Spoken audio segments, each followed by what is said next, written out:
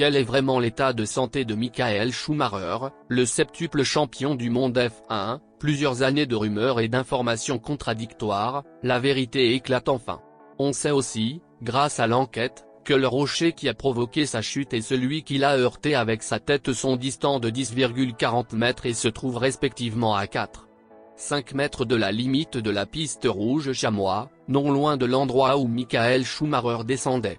En octobre 2014, près d'un an après l'accident, Jean-Louis Moncey, journaliste spécialiste de la Formule 1, apporte un nouvel éclairage sur l'affaire en déclarant à Europe 1.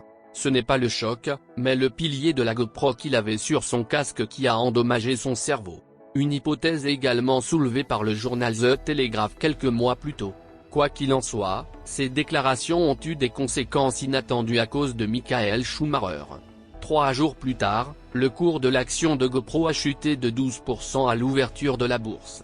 Dans la foulée, la société a menacé de porter plainte contre Moncey avant que celui-ci ne calme les choses en affirmant qu'il ne s'agissait que de son opinion et non d'une information. 5 ans plus tard, GoPro est toujours officiellement tiré d'affaire. Pour ne rien arranger, en février 2014, alors qu'il n'était pas encore sorti du coma, Michael Schumacher a été frappé par une pneumonie, qu'il a finalement réussi à surmonter assez rapidement. Le quotidien allemand Bild a révélé à l'époque que la maladie avait été contractée par le pilote bien avant l'accident de ski. Cette affirmation est à prendre avec une certaine prudence, car la plupart des experts interrogés estiment que l'infection pulmonaire était une conséquence directe de son intubation à l'hôpital. En mars 2014, le professeur américain Gary Hartstein, sur son blog, a jeté un véritable pavé dans la mare en critiquant ouvertement les médecins de Grenoble qui ont pris en charge Michael Schumacher après son accident. Ici sur la photo, le professeur Jean-François Payen de la Garandrie, chef du service d'anesthésie-réanimation du centre hospitalier universitaire.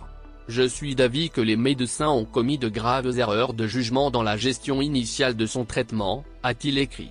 Je m'appuie sur des sources très fiables pour affirmer cela. Comme ces déclarations sont invérifiables puisqu'Hartstein ne cite pas ces fameuses sources, il semble difficile de mettre en doute la compétence de l'équipe médicale de Grenoble. Le choc à la tête subi par Michael Schumacher a sans doute été très violent puisque le casque qu'il portait ce jour-là aurait éclaté en 3 parties.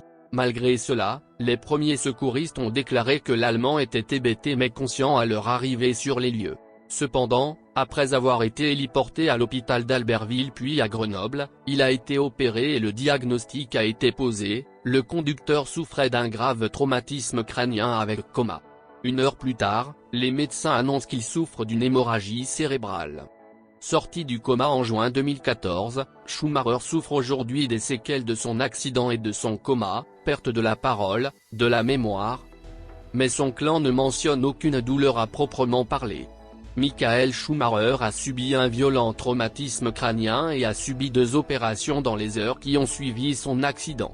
La première a été réalisée le jour de l'accident, le dimanche 29 décembre 2013, par le professeur Stéphane Chabardet.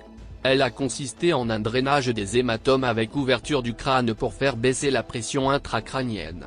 Une seconde opération a été réalisée le lendemain par le professeur Emmanuel Gay, chef du service de neurochirurgie du centre hospitalier universitaire de Grenoble, pour retirer un autre hématome et tenter ainsi de faire baisser à nouveau la pression intracrânienne. Dès sa prise en charge par le centre hospitalier universitaire de Grenoble le 29 décembre 2013, après son accident de ski à Méribel qui l'a plongé dans le coma,